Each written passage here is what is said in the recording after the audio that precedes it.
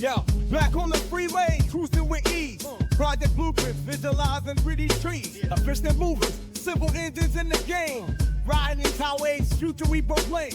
East Coast banging with that rhythmic flair.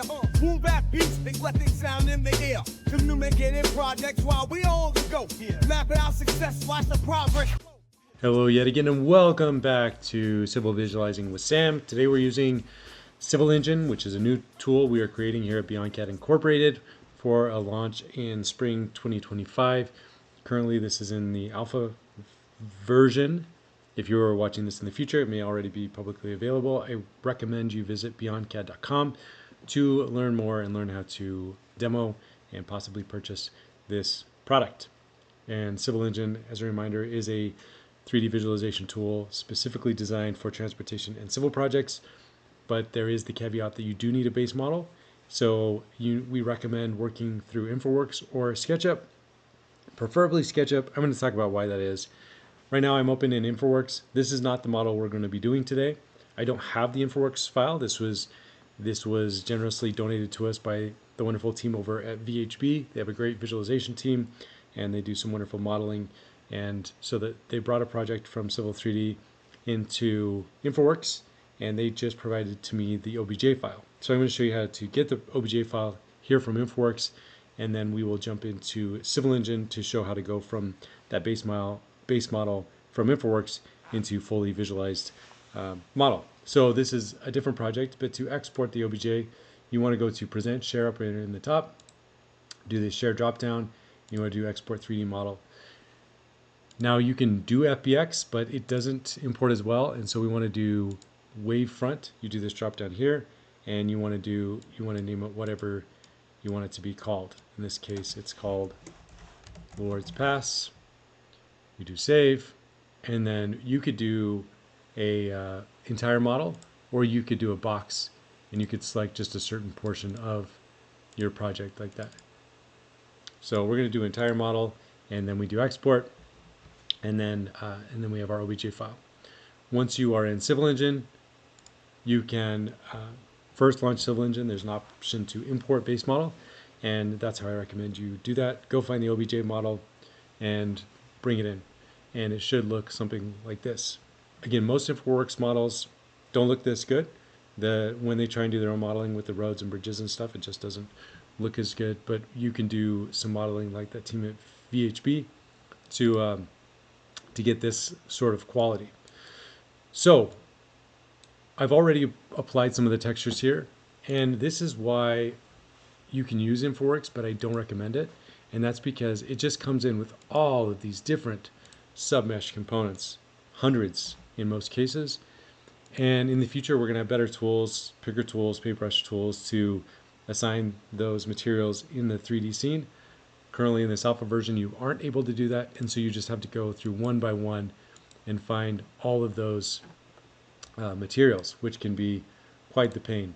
When you do find a material that you want to change, then over here on the left, you can just go to this paintbrush tool, and then that's going to allow you to select from the Civil Engine material library. And so we could do something like, we could do a metal, like that. Now we're going to get some of that reflectivity, and then you can even color it. So let's say that we want to make it like a dark green, like you sometimes see. All right, so now we have our dark green lights, and just as a note, that did take a while for that texture to load up, but if you're patient, you should be able to do it. So once you've applied the textures that you want, or at least applied the Civil Engine library textures, which are going to have more realism, as you can see here, than what you get from InfraWorks, then in this case we had striping, and the striping here, it's just not as good as I want it to be. And so if you search far enough, you might be able to find the striping, which I did. I renamed that submesh component so that I could find it again, and by default it was like a white texture, but what I did is I made it the same texture as our asphalt. I just made it a slightly different shade so that we can see it good enough to reassign the striping in this scenario. So using our path tools, you can do pavement markings. Sometimes you're going to want to do the pavement markings in the base model in InfraWorks or in SketchUp. Sometimes you're going to want to do them in Civil Engine. Sometimes there will be a blend of both. And so this is a scenario where you might want to do a blend of both.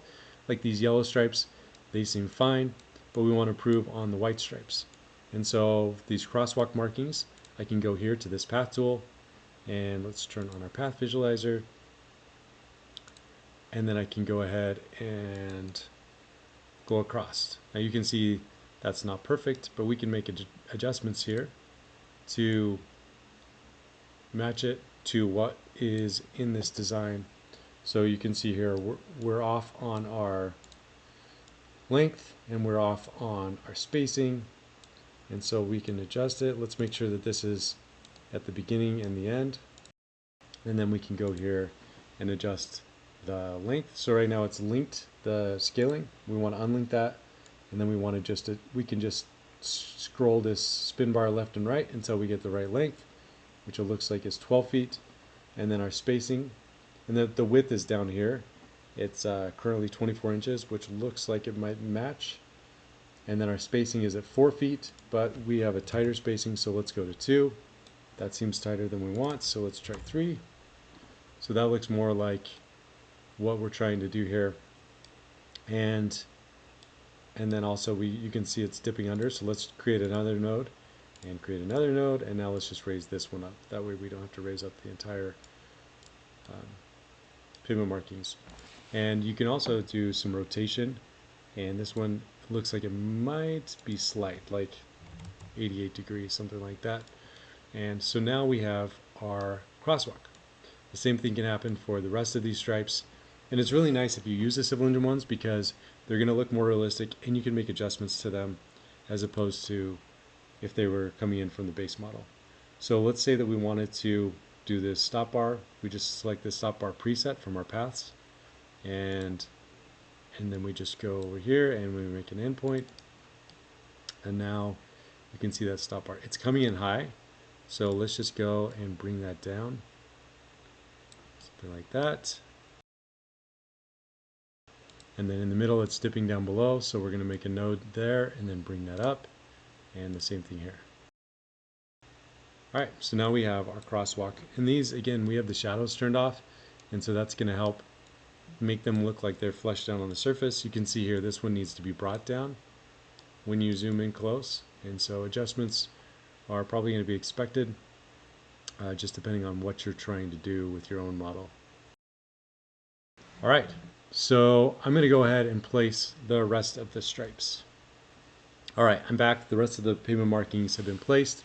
This took an hour or two to do it, and you'll notice we also did the pavement markings. And there might be more efficient ways, again, of doing this in your base model, but if you want to do it in Civil Engine, you're going to have some more flexibility. For example, these are the arrow ones. So sometimes you'll want to place them in a linear fashion, like these arrows, but sometimes these only ones, they're placed from left to right. And let's say that we wanted to make those bigger. You can just go in and make them bigger right here within Civil Engine. Looks like that's too much, so maybe 1.15.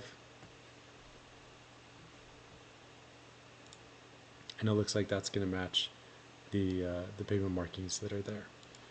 So you can also see here we have all these selector nodes, which can be convenient if you want to make adjustments, but they can be they can really bother you if you're trying to work elsewhere in your model.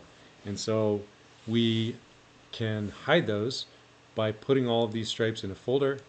Again, I'm in the path section of the hierarchy, and then we want to lock that. Now we won't see those selector icons anymore, and then we can also turn off the path visualizers as well, and that's going to make it look much more realistic. Alright, so now the last thing we want to do is we want to go back to that submesh component that has that white striping, and we want to make that match the same color as our asphalt so that we won't see them.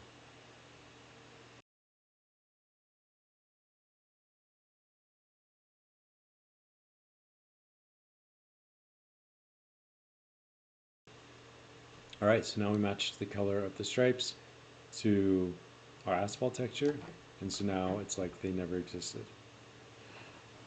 All right, another thing that I did is I went through all these buildings, I found the textures and I made them white. I don't prefer the look of buildings within InfraWorks. Alternatively, you could also, there are a number of ways you can bring buildings into Civil Engine. You could obviously bring them in through InfraWorks, just the default buildings, which have repeating patterns. They're not going to look anything like what's actually out there. You could also model them individually, like in SketchUp, or hire someone to model them individually. You could do photogrammetry, where you scan them using a drone and import them in. And to import them, you just have to go to this import panel up here. And then for something like a building, you probably don't want to import it as a base model. You can import it as a texture. Or you can do compositing, which I've shown in other videos, where you hide all the buildings, you hide all the aerials, and you camera match against an existing site photo, often something like a drone or an aerial. But for this one, we're just going to leave them white. Oh, and the last way is you could go to Assets, and you go to Buildings, and you can find similar buildings in our library. Again, they're not going to match what's actually out there, and so that's the downside, even though they do look much better. All right, so now we're going to go ahead and place some trees, and I'm going to speed through this part. We don't have the brush tool yet, or the areas tool. Again, this is an alpha version, so that will be much faster when I have that. But even with individually placing it, shouldn't take too long.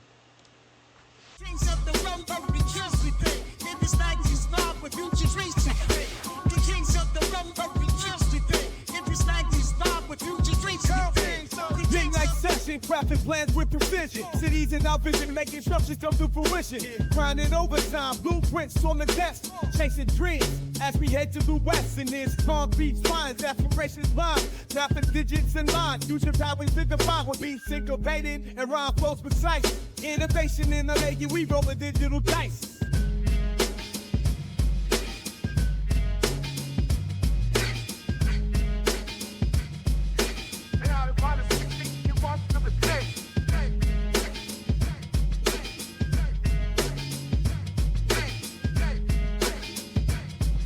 The grids are canvas, mental systems align. Blueprint realities. All right, so place the trees.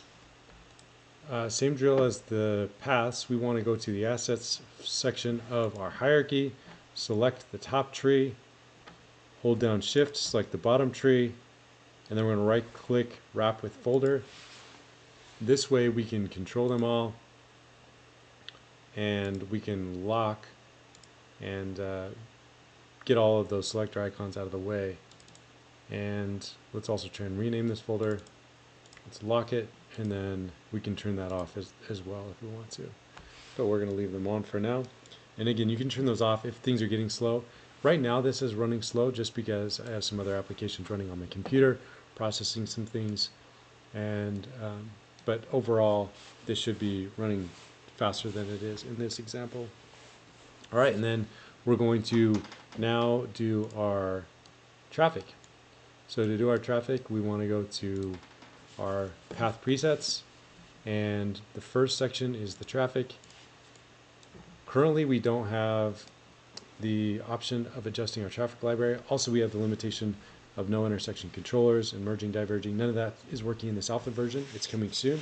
So that may warrant a revisit of this project at some point once we get some of those features in.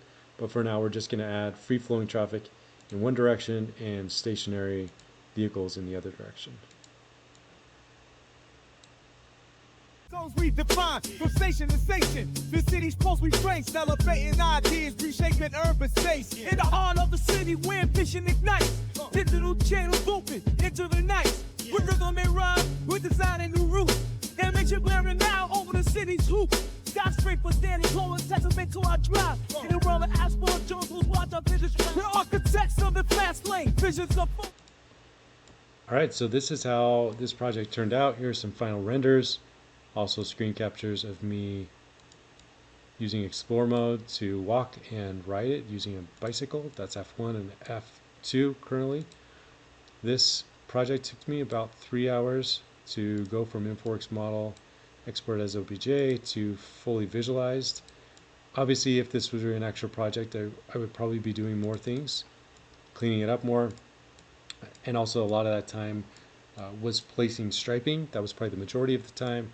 and then also just trying to find and select materials because it's so hard. There are hundreds in the drop down in from those imports from InfraWorks. And so those are the things that took me a long time, and those efficiencies will improve, and hopefully you can expect to go from your base model to fully visualized in a matter of hours. In most cases, some it will take longer, especially if you have a lot of constraints that you have to spend more time being precise on that I don't have to in some of these more creative projects. But I invite you, oh, and one other note, this would be an example project, but some of these big file sizes just kind of limit. We don't want to put huge file sizes of example projects in the download of Civil Engine, because then it'll just be this huge file to download. And so what we do is there is a link. If you go to